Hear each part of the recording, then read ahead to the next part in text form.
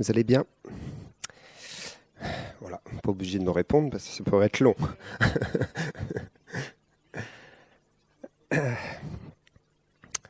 Moi, ça fait 35 ans que j'ai découvert Jésus. Et je suis en train de retomber amoureux de Jésus. Régulièrement, dans les 35 ans, il y a des moments où j'étais un peu moins amoureux et des moments un peu plus. Et là, je suis à nouveau en train de tomber amoureux de Jésus. Qui c'est qui est amoureux de Jésus ici? Levez la main. Alors pour les filles, c'est normal, mais pour les gars, c'est bizarre quand même. Je vous rappelle que Jésus est un homme. Mais ce n'est pas du tout de cet amour-là dont on parle. C'est un amour tellement plus grand. C'est un amour de folie. C'est un truc qui te saisit et tu ne peux pas faire autre chose que lui dire « Jésus, je t'aime. Jésus, je t'aime. Tu es tellement merveilleux. Tu es mon bien-aimé. Tu es mon fiancé. Dans le sens, je veux m'unir à toi et je veux rester avec toi pour toujours, pour l'éternité. » Est-ce qu'on va s'ennuyer au ciel? Parfois, il y a un peu ce doute. Dans mes grands moments de détresse, je me dis, Seigneur, mais qu'est-ce qu'on va faire toute l'éternité? En plus, avec ces gens-là. Ça, c'est quand je vais très très mal. Mais la bonne nouvelle, c'est que le royaume de Dieu, il va se passer sur la terre. Le ciel va descendre sur la terre. Vous vous rappelez, à la fin, dans l'Apocalypse, la nouvelle Jérusalem, elle descend. Elle descend. Si ça, ce n'est pas une bonne nouvelle, je ne sais pas ce que c'est. C'est-à-dire que la gloire du ciel descend sur la terre et l'amour de Dieu couvre le fond des mers. Vous voyez ce que je veux dire? C'est-à-dire que cette présence de Dieu éternelle, nous allons la vivre dans une vraie vie terrestre glorifiée. Et pourquoi cela? Parce que Jésus est venu nous chercher. Parce que Jésus a fait le chemin d'abord. C'est lui qui, le premier, est venu du ciel pour nous rencontrer. L'homme ne pouvait pas s'approcher de Dieu à cause du péché. Il y avait un voile dans le temple qui séparait l'homme pécheur de la sainteté de Dieu. Mais Dieu avait tellement envie de nous réconcilier avec lui qu'il a dit « Bon, je vais y aller. Je vais y aller. » Et il a envoyé son fils. Il a envoyé Jésus. Et Jésus a pris la nature humaine. Il est devenu comme nous, comme toi, comme moi, comme ton voisin. Jésus était semblable à nous, véritablement. Il a pris cette nature humaine pour pouvoir nous rencontrer, pour pouvoir venir marcher avec nous, nous connaître et connaître notre humanité dans nos souffrances. Jésus a connu la véritable vie humaine. Il venait du Père pour nous chercher. Et quand on commence à méditer sur ce mystère, c'est d'une profondeur incroyable. C'est le mystère de l'incarnation. Dieu est devenu homme en Jésus-Christ. Dieu s'est fait chair. Le Dieu éternel, 3 fois saint, qui a créé les cieux et la terre, devant qui il y a des chérubins de gloire qui adorent jour et nuit, il est venu sur la terre et il est devenu homme. On ne peut pas comprendre. On ne peut pas comprendre, ça nous dépasse totalement. Ça nous dépasse totalement, mais l'Épître aux Hébreux nous dit quand même que Jésus, le Fils, est le reflet de la gloire de Dieu. Il est l'empreinte de la personne du Père. Il est la réalité de Dieu sur la terre pour tous les hommes. Si tu veux connaître Dieu, il faut que tu ailles voir Jésus. Et Jésus est tellement accessible. Jésus est doux et humble de cœur. Et il nous accueille et il nous dit « Je suis le chemin, la vérité, la vie. Nul ne vient au Père que par moi. » Jésus, en parlant de lui-même, il a dit beaucoup de choses qui étaient, on va dire, des révélations de sa nature, des révélations de ce qu'il est venu faire. Il a dit « Je suis le bon berger pour nous conduire. » Il a dit « Je suis le chemin, je suis la vérité. » Il a dit beaucoup de choses. Et une des choses qu'il a dites, c'est « Je suis la lumière du monde. Celui qui me suit ne marchera pas dans les ténèbres et il aura la lumière de la vie. On a besoin d'être éclairé dans cette vie terrestre. On croit parfois qu'on a la lumière, le monde pense qu'il est éclairé, mais de moins en moins, vous savez. Il y a une confusion dans le monde. Il y a une confusion, les ténèbres sont là, et les lumières brillent dans tous les sens, mais on ne sait plus à quel saint se vouer. Non, il n'y a qu'une seule véritable lumière qui nous conduit à bon port, c'est Jésus. Je suis la lumière du monde, celui qui me suit ne marchera pas dans les ténèbres, mais il aura la lumière de la vie. Et du coup, lorsque Jésus est venu, il a marché comme ça en Galilée, et puis il s'est approché de certains, et il leur a dit, « Toi, suis-moi ». Et ils se sont levés, et ils l'ont suivi. Ils l'ont suivi. Et il y a des moments sur le chemin, on a besoin de réentendre. « Toi, suis-moi encore. Reprends ton bâton de pèlerin, parce que je suis le chemin, je suis la lumière. Suis-moi, marche avec Jésus. Je suis la lumière et je t'emmène vers le Père et je t'emmène dans ta destinée et je t'emmène dans le royaume. » Et quand ils ont suivi Jésus, ils n'ont pas vu forcément une grande lumière. Ils ont vu un homme.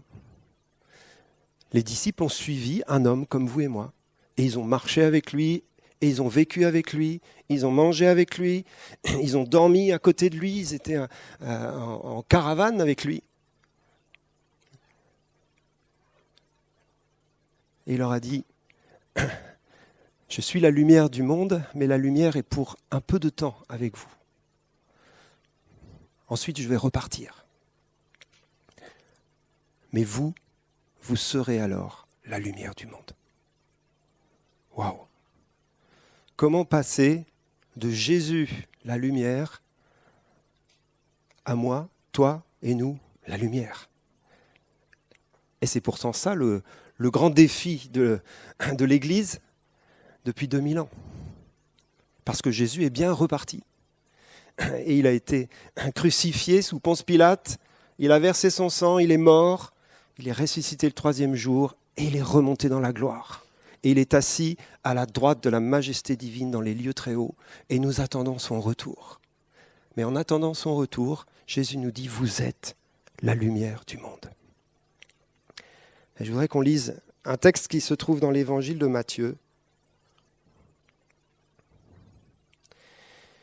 C'est une histoire incroyable. Il y a plein d'histoires incroyables dans les évangiles. Mais une histoire qui nous fait aller un peu plus haut que l'incarnation de Jésus sur la terre. On va monter sur une montagne, dans Matthieu 17, verset 1er. 6 jours après, Jésus prit avec lui Pierre, Jacques et Jean, son frère, et il les conduisit à l'écart sur une haute montagne. Il fut transfiguré devant eux. Son visage resplendit comme le soleil, et ses vêtements devinrent blancs comme la lumière. Et voici Moïse et Élie leur apparurent, s'entretenant avec lui. Pierre, prenant la parole, dit à Jésus, « Seigneur, il est bon que nous soyons ici. Si tu le veux, je dresserai ici 3 tentes, une pour toi, une pour Moïse et une pour Élie. » Mais comme il parlait encore, une nuée lumineuse les couvrit. Et voici, une voix fit entendre de la nuée ces paroles, « Celui-ci est mon fils bien-aimé, en qui j'ai mis toute mon affection. Écoutez-le. » Lorsqu'ils entendirent cette voix, les disciples tombèrent sur leurs faces, ils furent saisis d'une grande frayeur. Mais Jésus s'approchant les toucha et dit, « Levez-vous, n'ayez pas peur. » Ils levèrent les yeux et ne virent que Jésus seul. Waouh! Quelle expérience, quoi! Seigneur, j'aimerais bien vivre ça quand même. Et on peut le vivre dans l'esprit. On peut vivre des expériences magnifiques sur la montagne de Dieu. Donc on se met dans le contexte, ils étaient depuis plusieurs semaines, voire 1 an ou 2, je ne sais plus, avec Jésus tous les jours. Jésus bien humain, bien terrestre. Et puis d'un seul coup, Jésus dit, bon, je vais leur faire maintenant vivre un petit truc là quand même. Ils ont besoin de révélation. Vous savez que les disciples, ils étaient lents à comprendre. Dis ça à ton voisin, toi aussi, tu es lent à comprendre. Tu as besoin de révélation. Et je peux vous dire, moi, après 35 ans de vie chrétienne, j'ai vraiment encore besoin de révélation. Pas de souci. Donc il les fait monter sur la montagne, et là, ils vont vivre une expérience extraordinaire. Extraordinaire. Jésus est transfiguré devant eux. Transfiguré, hein, en grec, c'est métamorphosé. D'accord ? Donc c'est un changement de nature, une métamorphose. Donc c'est pas juste qu'il d'un seul coup il est sous le spot, quoi. C'est pas ça. Transfiguration, c'est pas être sous le spot, c'est-à-dire éclairé par une lumière incroyable. Non, c'est beaucoup plus que ça. C'est-à-dire que la nature profonde de Jésus est révélée au travers de lui par la présence du Père. Ce qu'il est véritablement apparaît sur son visage. Et d'ailleurs, c'est un peu la description du Jésus de l'Apocalypse que l'on a là. D'un seul coup, son visage brille comme le soleil.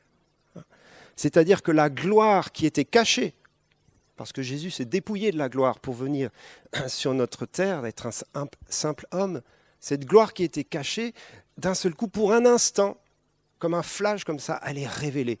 La nature divine de Jésus apparaît au grand jour. Les disciples sont là, mais c'est quoi ça ? D'un seul coup, waouh ! Voilà. Bon, puis après, ils ont une petite distraction parce que Jésus se met à s'entretenir avec Élie et Moïse. Alors, on ne va pas faire un grand discours là-dessus parce que c'est quand même très particulier. Mais ça nous montre quand même la teneur de la vie spirituelle de Jésus lorsqu'il était sur la terre.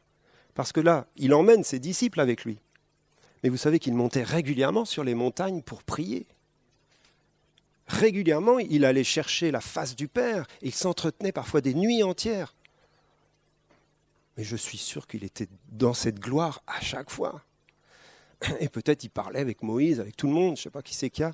Mais il était dans une autre dimension, le Seigneur de gloire. Là, il la montre à ses disciples. Vous savez pourquoi il la montre à ses disciples ? Parce que les disciples vont avoir besoin de cette révélation pour fonder la prédication de l'Évangile. Et on trouve ça dans la 2e épître de Pierre, et je vous emmène juste quelques instants lire ça. 2 Pierre 1, versets 16 à 18.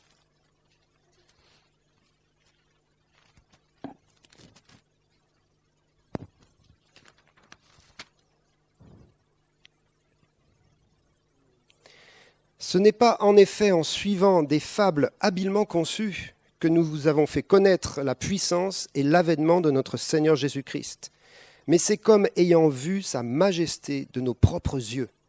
Car il a reçu de Dieu le Père honneur et gloire, quand la gloire magnifique lui fit entendre une voix qui disait « Celui-ci est mon Fils bien-aimé, en qui j'ai mis toute mon affection. » Et nous avons entendu cette voix venant du ciel lorsque nous étions avec lui sur la sainte montagne. Donc Pierre fait directement référence à l'expérience de la transfiguration et il dit tout ce qu'on vous prêche, ce n'est pas juste des bonnes idées, ce n'est pas juste un message, ce n'est pas des fables habilement conçues. Il devait sûrement y avoir des détracteurs et il y en a encore aujourd'hui, beaucoup qui nous disent mais tout ça c'est des fables, c'est des traditions d'hommes, c'est des légendes. Non, Pierre il dit non, ce n'est pas des légendes. Nous avons vu sa majesté de nos propres yeux et nous avons entendu le Père lui rendre témoignage sur la sainte montagne. Donc Jésus leur fait vivre cette expérience pour que ça fonde leur message. Le message apostolique est fondé sur la révélation de Christ. La révélation de Christ dont le Père dit « Celui-ci est mon Fils bien-aimé, en qui je mets toute mon affection. » Donc Pierre a compris cela et ça a fondé son message, son ministère. Paul aussi, même s'il n'était pas sur la montagne de la transfiguration, mais Paul a eu une révélation de la gloire de Christ sur le chemin de Damas. Il y a une révélation de la gloire de Christ qui fonde le ministère des apôtres. Mais Pierre, sur le coup, il n'a pas tout de suite compris. Seigneur, c'est super qu'on soit là. Je vois qu'il y a Moïse, il y a Élie. On va faire un truc incroyable. On va construire une tente pour Moïse, une tente pour Élie, une tente pour toi, Jésus, et puis pourquoi pas pour Ésaïe et les autres. Dans notre humanité, on a tellement, on va dire, la tendance à être religieux et à vouloir construire des religions. C'est-à-dire des trucs qui vont permettre à ce que nous connaissions Dieu. Des trucs qui sont nos édifices, nos programmes, nos églises, nos machins. Et j'ai rien contre les églises. Hein. La preuve, je suis là ce matin. Mais vous voyez ce que je veux dire? On a une tendance religieuse à vouloir construire des trucs. Et régulièrement, le Seigneur, il vient et dit non, c'est pas ça. C'est la révélation de Christ dont vous avez besoin. Renouvelée jour après jour, semaine après semaine, mois après mois. La révélation de qui est Jésus pour vous, mais également pour le monde qui vous entoure. Il est la lumière du monde. Il est la lumière du monde. Et j'aime bien dans l'histoire parce que Pierre est en train de causer. Seigneur, on va faire un truc incroyable. Là. Ça y est, on a compris maintenant. On va faire des tentes, donc des tabernacles, des lieux d'adoration. Mais il en fait plusieurs. Alors, bien sûr, théologiquement, Moïse, c'est la loi. Élie, c'est les prophètes. Donc, on rajoute Jésus, c'est le troisième. Quoi. Non. Jésus est l'accomplissement de la loi et des prophètes. Donc, la loi et les prophètes, c'est bien. Mais Jésus, c'est mieux. Et du coup, il est en train de causer, de faire son truc théologique. Et le Père lui coupe la parole, en fin de compte. Comme il parlait encore, une nuée lumineuse les couvrit. Genre, tais-toi, Pierre. C'est bon, on a entendu ton discours. Et maintenant, la nuée vient. Une nuée lumineuse. Parce que c'est que ça. Nuée, c'est un nuage, ça on peut comprendre un peu, mais un nuage lumineux. Une expérience de gloire. Vous savez que la gloire de Dieu, elle peut se manifester concrètement. Et on voit ça dans les réveils. On voit des moments où ils vivent des expériences avec la présence de Dieu matérialisée. Moi, je veux ça, moi. Je veux tout. Tant qu'à faire, si ça vient du Père. Imaginez un seul coup une nuée. Fabienne me disait l'autre jour que dans une expérience, je ne sais plus laquelle, de réveil, à un moment donné, il y avait la nuée tellement forte dans une salle qu'ils ne se voyaient plus les uns les autres. Waouh! Mais ils voyaient Dieu. Donc là, la nuée les couvre, une nuée pleine de lumière, et la voix se fait entendre. Et la voix, elle dit, et elle redit, elle reconfirme que Jésus est le Fils bien-aimé du Père, en qui il met toute son affection. Moi, j'ai une image, quand je prononce cette phrase, d'un entonnoir. C'est vrai que vous avez toute l'affection du Père, donc c'est un petit peu grand, un petit peu large, Dieu est amour, et un espèce d'entonnoir hyper large qui se réduit et qui devient un laser sur Jésus. Vous voyez ce que je veux dire? Toute l'affection du Père, laser sur Jésus. Je ne sais pas si ça vous fait quelque chose, ça, mais l'affection du Père concentrée sur le Fils. Toute mon affection, elle est là. Le Seigneur t'aime au travers de l'affection qu'il a pour Jésus. Tu ne peux pas goûter à l'amour du Père sans être en Jésus. C'est là qu'il faut être. C'est là qu'il faut être. C'est là qu'il faut s'attacher. C'est là qu'il faut demeurer. C'est avec Jésus. C'est dans une relation véritable, quotidienne avec Jésus. C'est dans la marche quotidienne, dans sa parole, dans son esprit. Bref, c'est ça qui te permet de bénéficier de l'affection du Père. Celui-ci est mon Fils bien-aimé, en qui je mets toute mon affection. Mais il rajoute une petite phrase qui n'était pas là au moment du baptême. Vous savez qu'il a déjà dit cette phrase au moment du baptême de Jésus. Là, il rajoute « écoutez-le ».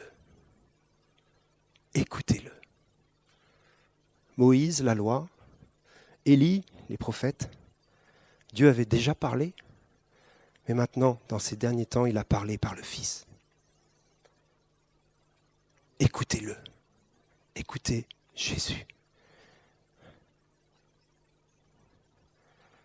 Shema Israël. Il reprend la phrase clé de la loi. Shema Israël. Écoute, entends, obéis. Tout ça, c'est une même chose. Écoute Jésus. Obéis à Jésus. Suis celui que le Seigneur a oint, le Messie, le Christ.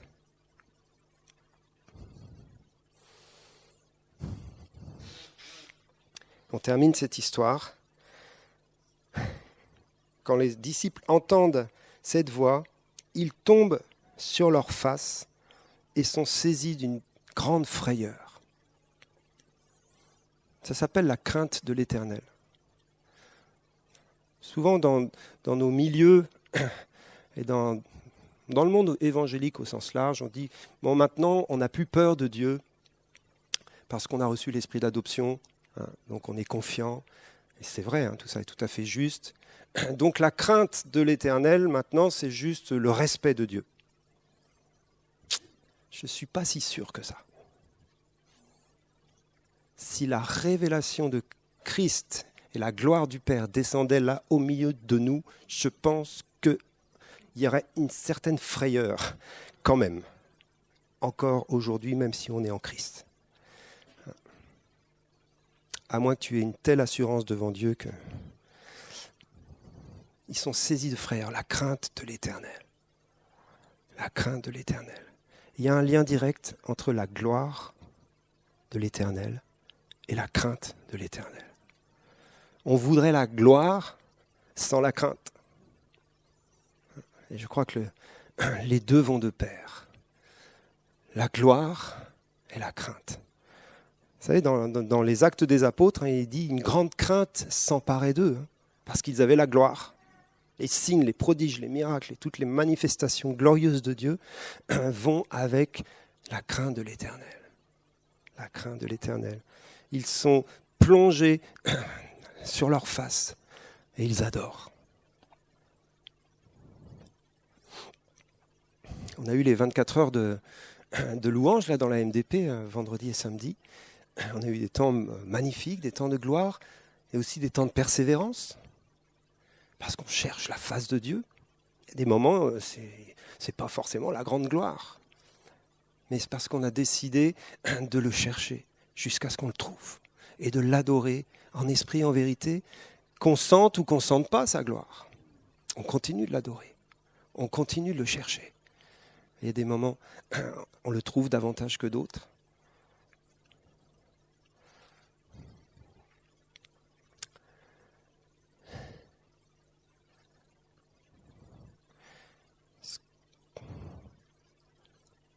Là où je veux en venir ce matin, c'est sur la deuxième partie que je vous ai dit tout à l'heure. Jésus est la lumière, mais nous sommes aussi appelés à être la lumière. Et c'est ce qui me travaille en ce moment. Seigneur, je voudrais connaître ta gloire, et je voudrais connaître ta lumière, mais je voudrais aussi que les autres, au travers de moi, puissent connaître ta lumière. Et c'est ce défi incroyable et qu'on essaye de vivre et qu'on vit depuis des années, aller dans le monde et parler de Jésus, etc. Mais il y a une dimension de gloire qui doit venir. Alors on attend le réveil. Amen. Le Seigneur va faire des choses fantastiques. Mais le réveil passe par moi. Il passe par toi. Il passe par la gloire de Dieu dans l'Église. Il passe par la manifestation de cette lumière qui est en Christ et dont nous sommes porteurs. Paul disait, nous portons ce trésor dans des vases de chair, fragiles, nos corps, nos vies, notre humanité, notre réalité quand tu es au boulot, quand tu es au travail, quand tu es dans la rue, quand tu es... etc. C'est ton humanité qui est porteuse de Jésus. C'est les sacrificateurs porteurs de l'arche. Vous savez que l'arche n'était pas que dans le lieu très saint, elle était aussi portée à dos d'homme, au désert en tout cas. Et c'est vraiment la symbolique de ceux qui portent la présence de Dieu partout où ils vont. Vous êtes la lumière du monde. Mais cette lumière dont nous devons briller, c'est la lumière de Jésus. Ça vous paraît évident ce que je vous dis, mais ce n'est pas ta lumière. Toi, tu ne brilles pas du tout. Excuse-moi, tu ne brilles pas. Ce qui va briller en toi, c'est Christ en toi. Christ en nous, l'espérance de la gloire. Et je crois qu'il y a vraiment un lien là qui doit se faire encore plus. Et je vous emmène dans Jean 17 pour ça. Et Jean 17, on peut le méditer et le reméditer et le méditer encore. Parce qu'il y a des profondeurs et on est loin d'avoir tout compris, tout reçu.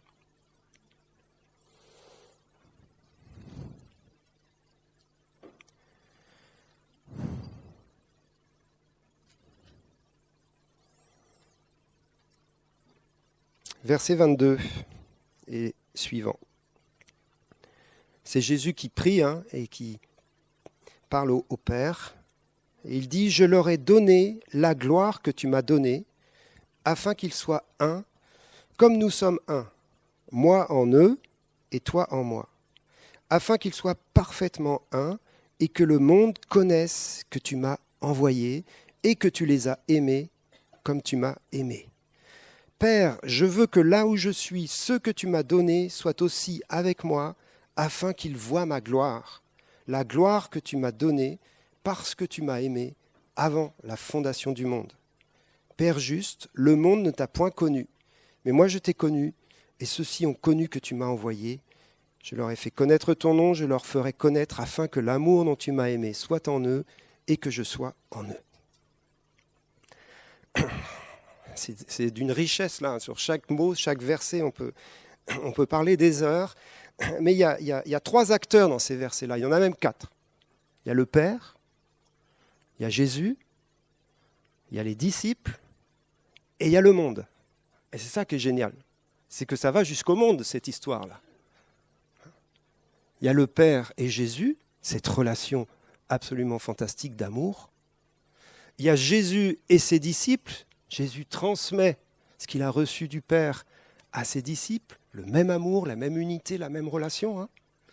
Et ensuite, il y a le monde qui va croire lorsqu'il va voir cette gloire. Ça veut dire que plus on connaît la relation que le Père a avec Jésus, plus au bout de la chaîne, le monde va voir le Seigneur et va croire. Et j'aime bien, c'est le fait de croire. S'il y a bien quelque chose qui sauve, c'est la foi. Le monde croira parce que les disciples connaissent la relation de l'amour du Père pour le Fils. Mais le passage, c'est de voir la gloire. Le chemin, c'est de voir la gloire, c'est ce que dit Jésus. Je leur ai fait connaître la gloire que tu m'as donnée afin qu'ils soient un. Ça peut faire référence à la montagne de la transfiguration. Je leur ai fait connaître la gloire que tu m'as donnée. Mais le but de ça, c'est qu'ils soient un. C'est la relation, c'est l'amour. Mais ensuite, Jésus insiste comme s'il y avait une autre étape, il y a quelque chose qui doit demeurer. Ce n'est pas juste une expérience sur la montagne de la transfiguration, mais c'est, Seigneur, je prie, au verset 24, je veux que là où je suis, ceux que tu m'as donnés soient aussi avec moi, afin qu'ils voient ma gloire, la gloire que tu m'as donnée, parce que tu m'as aimé dès la fondation du monde. Jésus veut, en fin de compte, que les disciples demeurent sur la montagne de la transfiguration. C'est là qu'il les appelle à être avec lui pour contempler sa gloire. Nous aussi, nous avons on va dire un lieu entre le ciel et la terre qui s'appelle la montagne. Pourquoi on a une maison de prière? On devrait appeler ça la montagne de prière. On va changer de nom. C'est pour nous tenir là, entre le ciel et la terre, parce que là, il réveille sa gloire.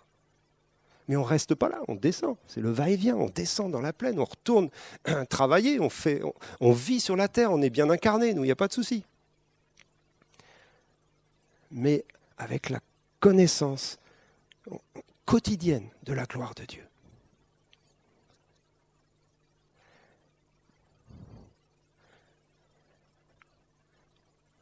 Je veux que là où je suis, ceux que tu m'as donnés soient aussi avec moi, afin qu'ils voient ma gloire. On peut méditer ce verset longtemps. Hein. Je veux que là où je suis, ils soient avec moi. Et la question se pose, tu es où, Seigneur ? Tu es où, Seigneur ? Je vous rappelle que Jésus est remonté. Hein. Il est reparti là-haut. Et Jésus est en train de prier, là, il est à la fin de sa vie, donc il n'est pas en train de dire « je voudrais qu'il reste avec moi tous les jours jusqu'à la fin ». Non, il n'y a plus qu'une journée. C'est fini, là. Il est à la fin, il va mourir. Donc il dit « je veux qu'il soit avec moi », il parle du ciel, il parle du trône, il parle de là où il va. Et c'est pour ça que Paul dira « mais nous sommes assis avec Christ dans les lieux célestes. Nous sommes bien sur la terre, mais notre esprit est attaché à Christ. » Et c'est là que nous le connaissons. Nous l'avons connu selon la chair, dit Paul, mais maintenant nous le connaissons par l'esprit. Nous avons marché avec lui sur la terre, mais maintenant nous marchons avec lui par l'esprit. Être la lumière du monde, c'est savoir marcher sur la terre et dans le ciel en même temps. Et ça, je ne sais pas trop, moi, encore. Donc, je ne vais pas vous donner beaucoup de billes là, pour la fin du message, mais c'est ce que j'essaye de comprendre. Il y a la clé de la gloire, et puis il y a une deuxième clé. C'est l'amour. C'est l'amour. Père, je veux que là où je suis, ceux que tu m'as donnés soient aussi avec moi, afin qu'ils voient ma gloire, la gloire que tu m'as donnée parce que tu m'as aimé avant la fondation du monde.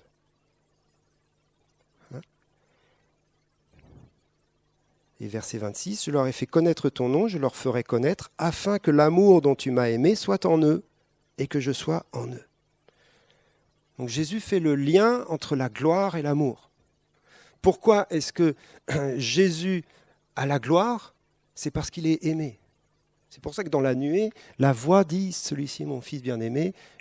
Le Père aurait pu dire « En qui je mis toute ma gloire ». C'était tout à fait juste de dire ça. Mais non, il dit « En qui je mets toute mon affection ». La gloire de Dieu, elle se manifeste dans la vie de Jésus par l'amour du Père, saturé de son amour. Et du coup, ensuite, Jésus il dit, ben voilà, cette gloire que tu m'as donnée, tu me l'as donnée parce que tu m'as aimé, donc je veux que cet amour aussi soit en eux. Donc, je n'ai pas encore tout compris là, mais il y a un lien vraiment fort entre la révélation de la gloire et le fait de se savoir aimer et de s'aimer les uns les autres, puisque ensuite c'est vers ça qu'on va. Il y a un lien direct entre les deux, et ça nous rappelle Moïse. On le cite souvent lorsqu'on parle de la gloire. Moïse qui, vous vous rappelez, après avoir traversé le désert, sorti le peuple d'Égypte, surtout avec tous les signes, les prodiges et les miracles, il fait cette prière incroyable. « Seigneur, fais-moi voir ta gloire ». Et le Père aurait pu lui dire « Écoute Moïse, tu es un peu exigeant. Tu en as vu une dose quand même de gloire. » Mais non. Il y avait une gloire encore plus profonde, il y avait une dimension que Moïse, comme on va dire, il la pressentait même sans la comprendre. Il savait qu'il y avait autre chose que l'extérieur de la gloire. Les signes, les prodiges, les miracles. Et donc, le Père va lui révéler sa gloire. Il le fait monter sur la montagne. Et la nuée le couvre. La même chose. Il monte dans la nuée, il monte dans la gloire. Il est sur la montagne. Ce n'est pas la montagne de la transfiguration, mais ce n'est plus la montagne de la loi uniquement. C'est la montagne de la révélation. Moïse aussi a eu une révélation. Pour Israël, en bas, c'est un lieu de terreur. Mais pour Moïse, en haut, c'est un lieu de gloire. Donc il est dans la nuée et le Père va le cacher au creux du rocher. Parce qu'on est encore dans l'ancienne alliance quand même, il y a des risques. Donc il le cache et il dit « Je vais passer devant toi et je vais proclamer le nom de l'Éternel ». Et quand il passe, il proclame le nom de l'Éternel devant Moïse. Et il dit « Éternel, Éternel, Dieu miséricordieux, lent à la colère, compatissant, etc. l'Éternel est bon. Il révèle sa bonté, il révèle sa grâce, il annonce qui il est au cœur de sa gloire. Il est le Dieu d'amour, de compassion pour son peuple d'Israël et pour toutes les nations. Un Père, un Père. Donc ce lien est là, entre la gloire et la révélation de l'amour du Père. On a proclamé tout à l'heure, et c'est tellement bon et juste de le faire en ce moment, que la bannière que le Seigneur veut élever sur ce pays, c'est son amour. C'est son amour, et spécialement en ce moment, dans ces jours. C'est son amour, c'est son amour. Le réveil qui vient est un réveil de gloire, mais c'est l'amour de Dieu qui va se manifester. C'est l'amour du Père. Car Dieu a tant aimé ce pays de France. Il a tant aimé ce pays de France qu'il a donné son Fils. Lorsque Jésus est mort sur la croix, la gloire de Dieu a été révélée. Parce que l'amour de Dieu a été manifesté. La croix, c'est la preuve de l'amour de Dieu. Ne cherche pas l'amour de Dieu ailleurs qu'à la croix. C'est la preuve de l'amour de Dieu pour nous et pour le monde qui nous entoure.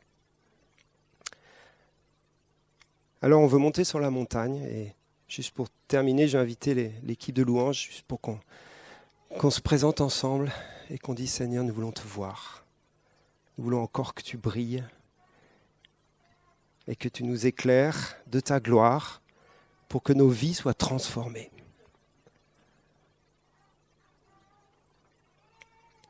Que nos vies soient transformées